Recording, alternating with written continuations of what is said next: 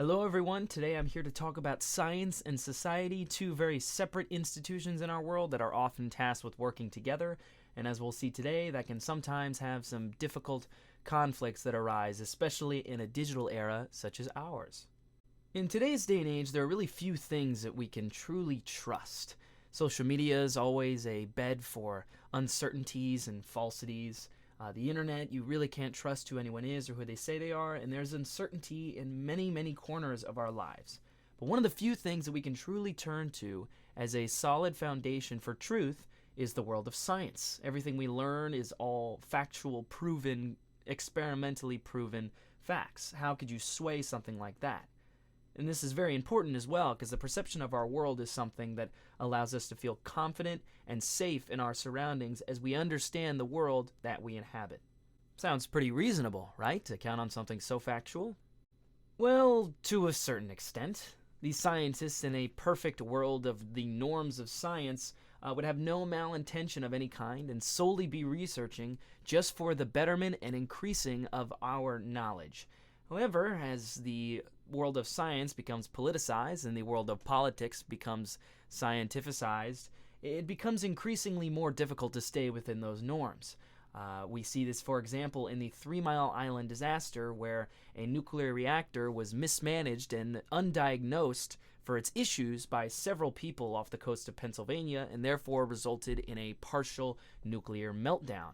This caused the public of the time to really sit back and consider what scientists first deemed this safe or unsafe, and did they know this? And furthermore, what biases were in place for them to allow a politician to go ahead and construct a nuclear reactor site that isn't as sufficient, or that they cannot manage properly, when they proved several times that nuclear energy was something we could trust for the future.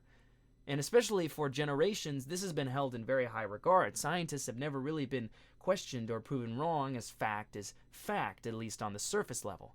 Discussing in his journal of Paradox of Scientific Advising, Peter Weingart discusses how this was an attack on an institution which provides reliable knowledge, free of arbitrary statements and ulterior motives.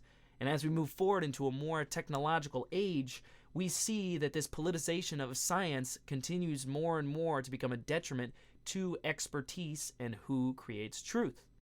We see this politicization of science take place throughout almost all sectors of governmental discussion, as these experts, these scientists that we must follow, or at least have followed for many generations, formulate the ideas that governments even discuss in the first place, therefore angling and giving an agenda for the government to follow.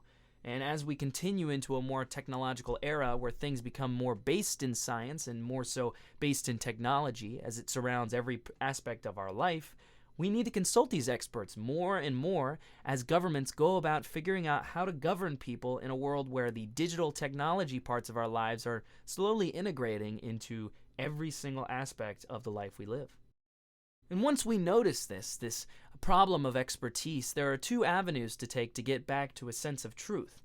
Contraction, which according to Weingart is an attempt to bring about an artificial shortage of scientific expertise, essentially bottlenecking the population that we see. And of course, expansion, which is the attempt to gain attention by exaggerating one's power to define. Arguably, this is what goes on in today's era, where you can go on the internet and get an audience as large as you can muster without really any credentials, any recommendations, any recognition, any awards, any degrees. Simply, you are an expert because you have said so. Now, there are plenty of places where you would be shrugged off for having a lack of credentials, but there are plenty of places where you could most certainly get by. And as we continue to discuss the fragility of science and its facts, we begin to see that this also applies to one of its sub-branches, technology. So similar to science, it's an institution that we see with the same confidence and gives us the same amount of ease that science does in our everyday life. But looking forward, it has some cracks in its operation.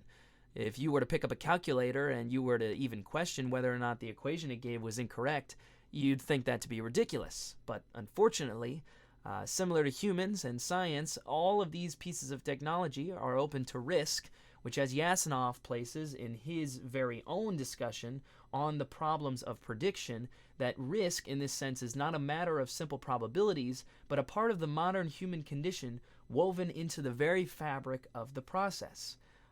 This is where he continues to go on into his article, discussing how controlling and patternizing and quantifying the human person is quite difficult, not only because the human is unpredictable, but because this technology is unpredictable. To try and place something of full certainty and comfort into one of the aspects of our world is something that usually is unfruitful, as to have full control over anything in our world is pretty rare.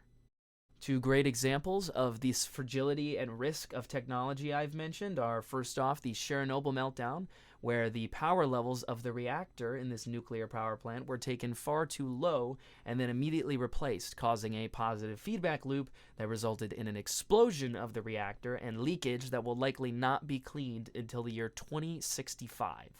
Another example is the Hubble telescope's lens issues, where upon launch, it was noticed that due to a small aberration on the primary mirror, the pictures that it would take were far under the fidelity initially promised.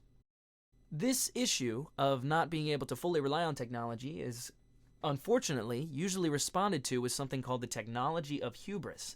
This is when humans continue to believe in the reliability of technology in order to, as Yasinov states, facilitate management and control, even in areas of high uncertainty.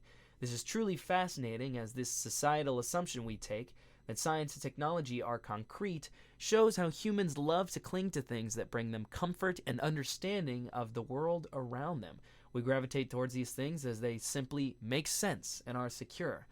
But unfortunately, if this course and sociology as a whole has taught me anything, it's that places where you can find true certainty are far and few between. Thank you.